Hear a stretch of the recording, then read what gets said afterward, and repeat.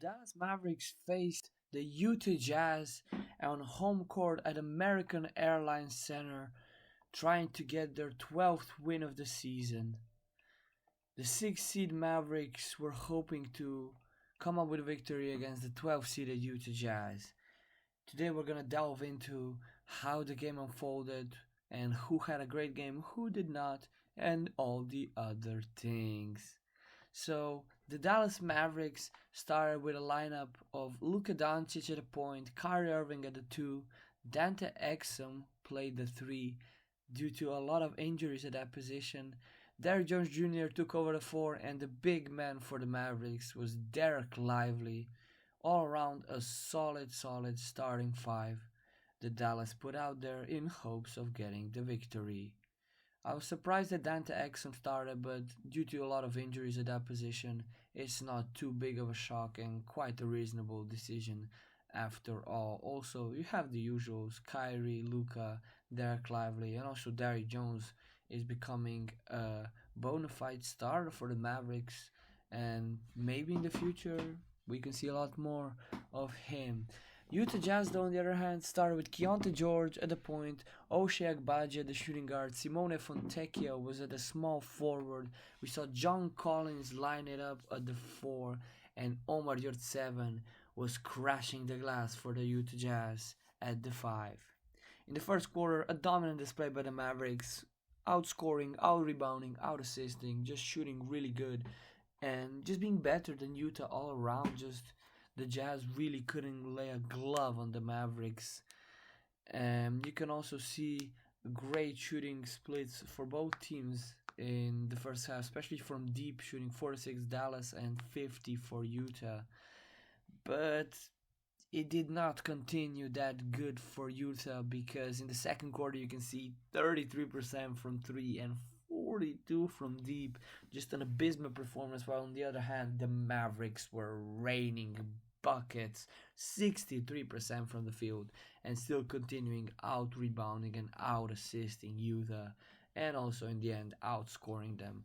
Also, the Mavericks defense was outstanding. They were really great in locking down Utah.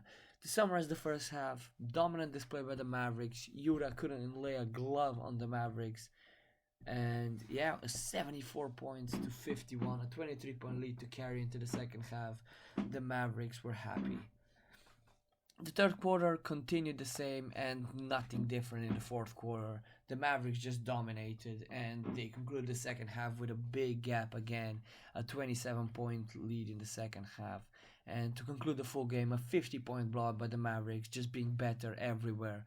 Outscoring, out-rebounding, out-assisting, out-defending, better shooting splits, except the free throws, where Utah Jazz did perform really well, 83% from the free throw line, while the Mavericks had a iffy game, 68%, not too good, but not too bad. Leading the way for the Mavericks was Luka Doncic with 40 points, 11 assists, 10 rebounds. Derrick Jones Jr. and Lively locked down the paint, 2 blocks each, and Irving was the glove for the Mavericks, 3 steals. AJ Lawson, Richaun Holmes, and Dwight Powell on a perfect night from the field, and Curry 67% from deep. Agbaji led the way for the Jazz, 21 points. Keontae George with 11 assists. Yurtseven with 9 rebounds. Keontae George, Fontecchio, and Yurtseven also getting each 1 block, while Agbaji and Hendricks picked up 2 steals apiece. Hendricks also leading the way in field goal percentages, 67 from the field, while Taylor Horton Tucker had himself a perfect night from deep, shooting 3 for 3. But all in all, didn't really give that high of a boost for the Jazz, because they were just downhill from the tip off, really. Just poor performances all over the field. But not that important, because now we should look at the player of the game, which you can't really go for anybody else than the man himself, Luka Doncic. I mean, ever since his fiance gave birth to a baby, Doncic has just been carrying the Mavericks, outscoring and out-assisting everybody else. 40 points, 10 rebounds, 11 assists, a steal, 56 from the field, 50 from deep, 75% from the free throw line.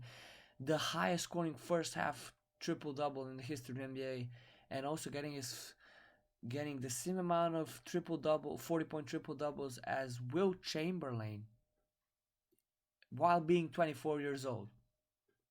So yeah, pretty good. He's fourth all time in 40-point triple doubles. Yeah, I mean, Daddy Luka has just been getting on the court and just owning everybody, really. So, maybe next time when he wants to have a great game, he should just have a baby. That's a bit absurd, but he's really making a good case for himself in the MVP battle. Jokic has been playing really great, but Luka's right there. To have the highest scoring first half triple double in history of the NBA, that is quite a statement to make to the NBA. Kind of like, I'm here, and he really is here. Just the all-around gameplay as well, draining threes, tough buckets from the field, like some tough end ones that game. Just a great performance all around by Luka. But to not just talk about only Luka, because the Mavericks had a game high all around, all the guys were performing really well. Some incredible things to look at. Kyrie Irving shooting 69% from the field and 57% from deep, 11 for 16. Great efficiency on a solid volume. Incredible by Kyrie. Hardaway Jr. though in his comeback game, didn't perform how he wanted. 5 for 14, 4 for 12 from deep. I know he's a volume shooter, but if he could up his efficiency, just imagine the value he would bring to the table for the Mavs. I mean, just would be crazy value. Also, an important thing to note, Olivia Maxis Prosper getting a lot of minutes, I'm all for it. The rookies, I feel like it has been a good draft class for the Dallas Mavericks, getting their big men, and Omax is also pretty good, Had a 50-50-50 on all shooting splits, which is also funny.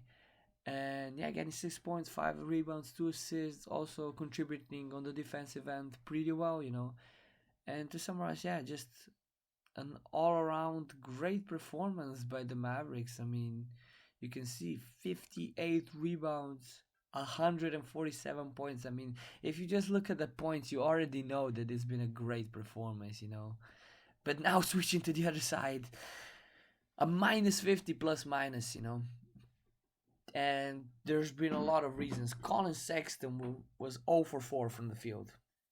Terrible. But shooting 7 for 8 from the free throw line. So just really two different games, you could say.